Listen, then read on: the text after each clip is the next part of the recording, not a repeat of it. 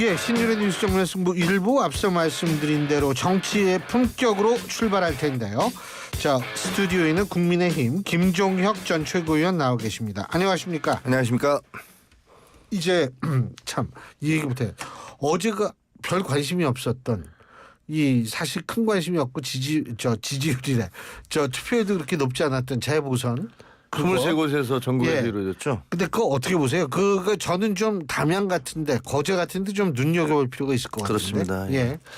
그 기초자치단체장이 5군데에서 선거를 치렀잖아요. 예. 그래서 이제 그 거제시장, 그다음에 김천시장, 그다음에 그 담양시장, 그다음에 구로구청장, 뭐 이렇게 해서 쭉 선거들을 치렀어요. 근데 결과적으로 보면 이제 지금 말씀하신 대로 두 군데가 굉장히 중요한데 거제시장 같은 경우에 제가 이제 숫자를 좀 정확히 말씀드려야 되니까 보면은 거제시장 같은 경우는 거제는 그동안에 뭐 저희가 단 한 번을 제외하고는 이 지방자치단체장 선거가 시작된 다음에 계속 이겼던 곳이에요. 근데 이번에 저희가 국민의힘으로서는 거의 대패를 했어요.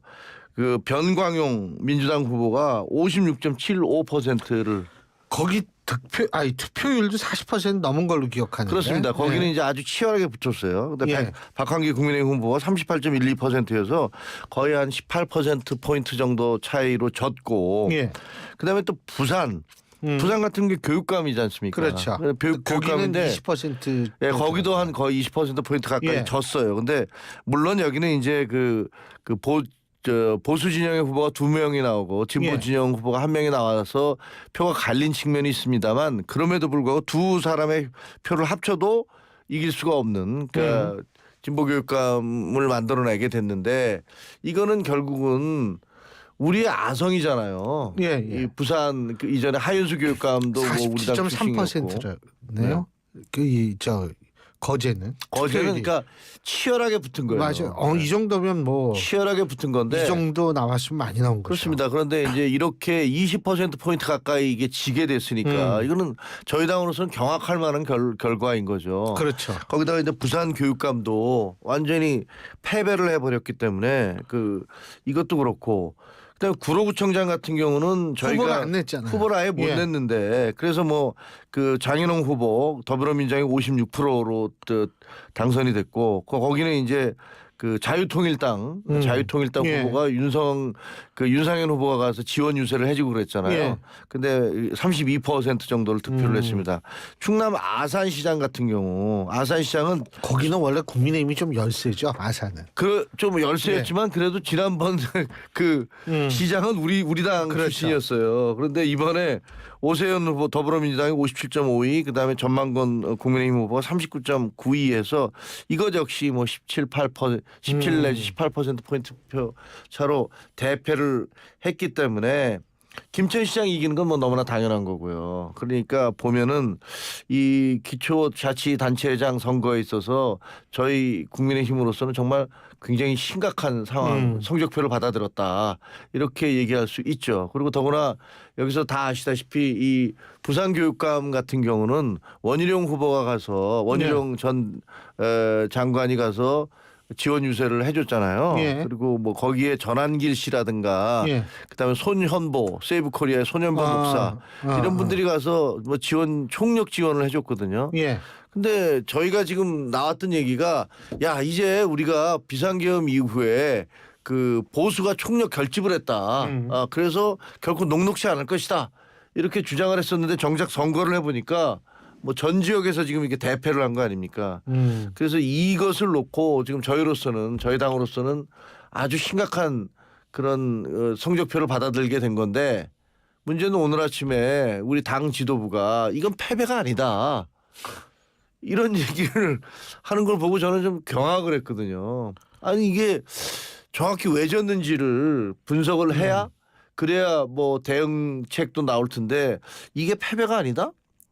저는 좀 도저히 받아들일 수 없었습니다. 사실 2주 전이죠. 이재명 대표가 유일하게 지원 유세에 나섰던 이 담양 군수 같은 경우에는 이 조국 혁신당 후보가 당선이 됐고요. 그렇습니다. 여기에 대해서 이재명 대표는 호남의 호된 질책에 책임감을 느낀다 이런 얘기를 했거든요. 나름대로는 뭐 우회적으로 반성을 한 예, 건데 정철원 조국혁신당 후보가 51.82%를 얻었고 예. 그다음에 이재종 민주당 후보가 48.17%인데 이거는 보면은 진짜로 와, 이 호남에서 그 조국혁신당으로서는 사상 처음에 첫 기초자치단체장을 그렇죠. 뽑아낸 거잖아요. 여긴 61.8%예요 투표율이. 그러니까 말이에요. 그러니까 이 얘기는 무슨 얘기냐면 결국은 호남에서 이재명 대표의 영향력이라는 게 뭐 민주당의 어버이니 뭐니 하지만 호남에서는 별로 호남 분들의 표심이라는 것은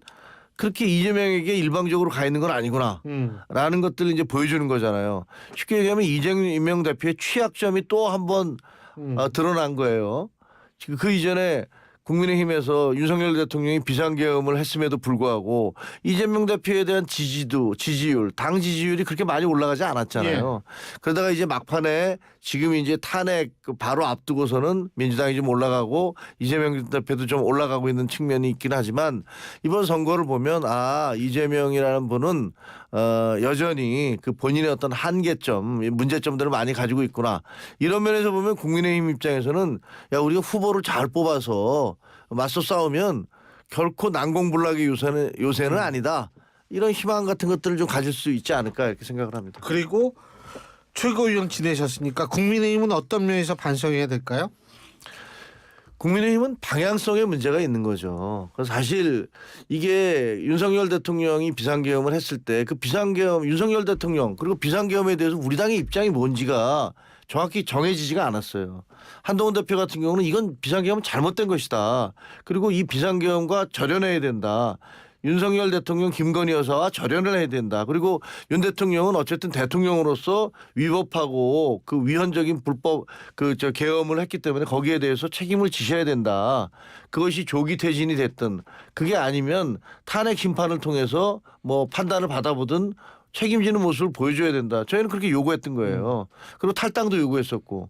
근데 그 이후에 이제 그 지도부가 쫓겨나고 한동훈 지도부가 와해된 다음에 지금 현재 지도부는 윤석열 대통령과의 관계를 애매모호하게 뭐 오히려 더 강화하는 그런 모습으로 갔잖아요.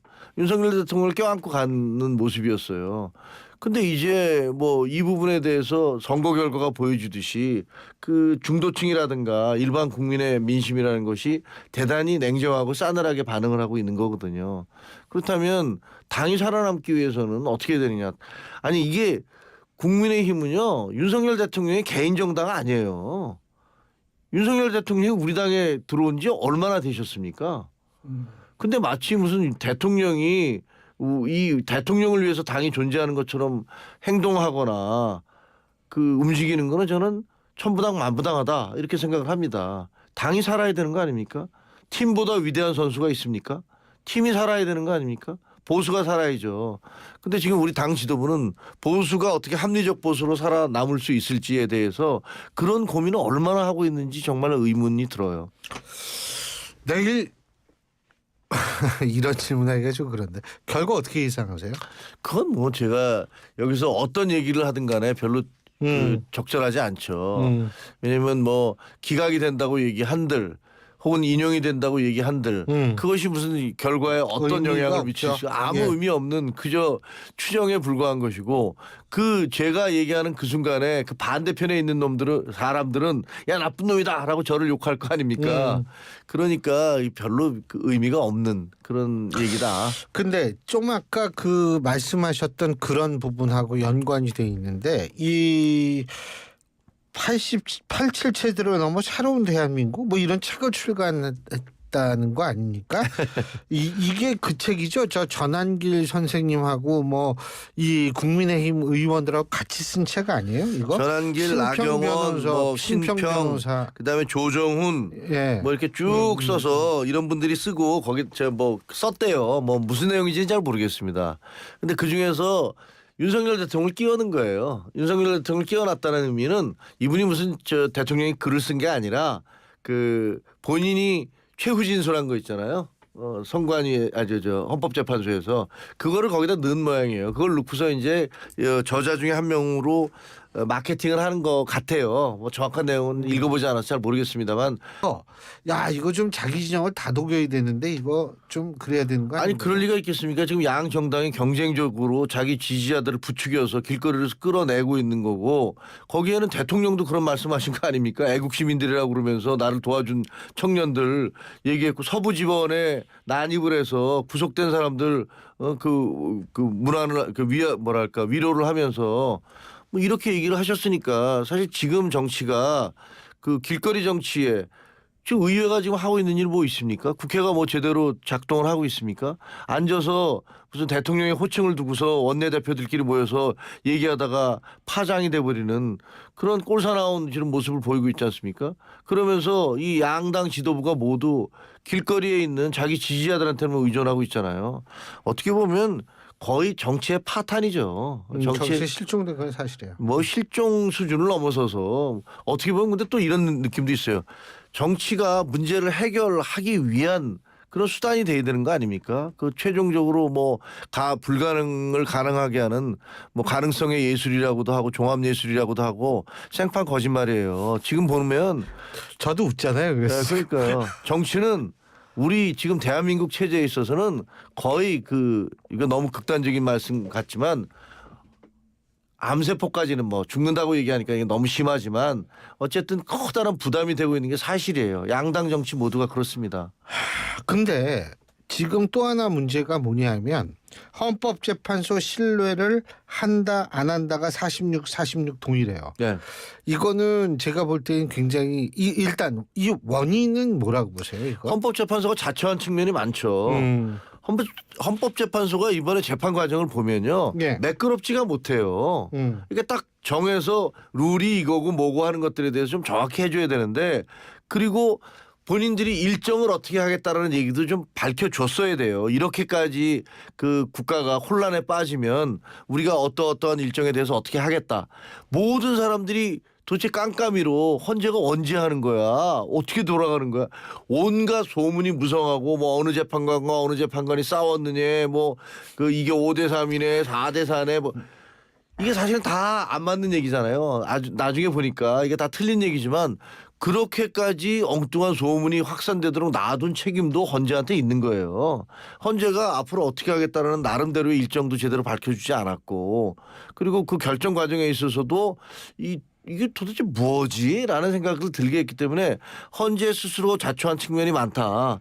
그거는 뭐 헌재 스스로가 비판받아야 될 거라고 생각을 합니다. 근데 지금 뭐 46%요? 매우 높은 수치입니다. 이게 더군다나 동률임이 이게 장난이 아니에요. 아니 그 대한민국에서 걱정이에요. 국회 그럼 신뢰도 한번 따져보세요. 검찰 신뢰도, 언론 신뢰도, 무슨 다 모든 신뢰도, 감사원 우리 대한민국에서 그나마 46%는 제일 높은 신뢰도일 거예요. 헌법기관 중에서는. 근데 신뢰하지 않는다는 것도 이게 상당히 높은 거 아닌가요? 그렇죠. 상당히 네. 높은 거지. 근데 국회에 대해서 얼마나 신뢰하느냐고 물어보세요. 그거야. 뭐 제가 볼 때 10% 밑으로 나온 선관위는 거예요. 어떨 것 같습니까?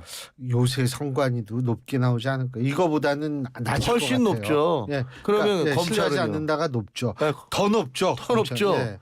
대한민국에서 지금 그렇게 됐습니다. 음. 우리 모든 헌법기관들이 대한민국에서 어떤 기관도 군도 경찰도 검찰도 언론 그다음에 선관위 헌재 어디도 지금 그 신뢰를 받고 있는 기관이 없어요. 그게 큰일이에요. 제도에 대한 큰일이라니까요. 신뢰가 있어야만 법치, 민주주의 이런 게 작동하는데 그렇습니다. 이게 지금 이 모양이니까 큰일인데 그래서 제가 생각하는 게 뭐냐면 그렇다면 윤석열 대통령이라든지 이재명 대표는 뭐 한 번 승복하겠다는 얘기 당연하다는 식으로 얘기를 했는데 그 한 번 더 좀 확실하게 이게 좀 승복 선언을 하는 것이 어떨까 이런 생각이 들거든요. 저는 몇 차례에 걸쳐서 그런 주장을 해왔는데 그 이재명 대표는 뭐 당연한 거 아니냐 뭐 이런 식으로 말을 돌려 하다가 예. 급기야는 그거는 윤석열의 회의지라면서 대통령이 어제 아니라 그렇게 윤석열이 얘기했죠. 회의지 이렇게 예. 얘기를 했어요. 그러니까 본인은 안 하겠다는 얘기잖아요. 예.